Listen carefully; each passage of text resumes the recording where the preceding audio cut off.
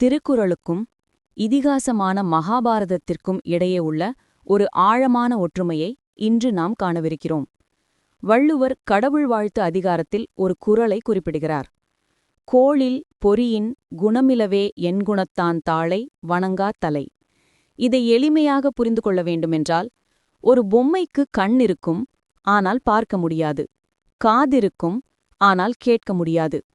இப்படி செயல்படாத உறுப்புகளிருந்தும் என்ன பயன்? ஒன்றுமே இல்லை. அதேபோலதான் 8 குணங்களை உடைய கடவுளின் திருவடிகளை வணங்காத மனிதனின் தலையும் அந்த உயிரில்லாத பொம்மையின் உறுப்புகளுக்கு சமம் என்று வள்ளுவர் சொல்கிறார். அதாவது அறிவிருந்தும் பயனில்லை என்று அர்த்தம். இப்போது மகாபாரதத்தின் சாந்தி பர்வத்தில் ஒரு வரி வருகிறது. இந்திரியாணாம் நிக்ரஹேன தர்மம் பிரவர்த்ததே. இதன் அர்த்தம் மிகவும் எளிமையானது. நம் ஐம்புலன்களை கட்டுப்பாட்டில் வைப்பதன் மூலமாகத்தான் தர்மம் வளரும். அதாவது கண் காது மனம் போன போக்கில் செல்லாமல் அதை அடக்கி ஆள வேண்டும் என்று மகாபாரதம் சொல்கிறது. இங்குதான் இந்த 2 தத்துவங்களும் அழகாக ஒத்துப்போகின்றன. மகாபாரதம் என்ன சொல்கிறது என்றால், உன் புலன்களை கட்டுப்படுத்து, அதுதான் தர்மம் என்று வழிமுறையை சொல்கிறது. திருக்குறள் அதற்கு அடுத்த கட்டத்தை சொல்கிறது.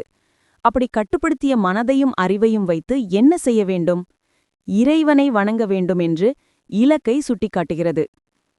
இறைவனை வணங்காத தலை புலன்களிருந்தும் செயல்படாத ஜடப்பொருள் போன்றதுதான்.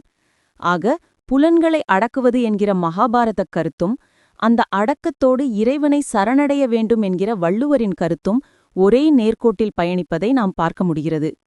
புலனடக்கம் என்பது பாதை என்றால், இறைவணக்கம் என்பது போய் சேர வேண்டிய இடம்.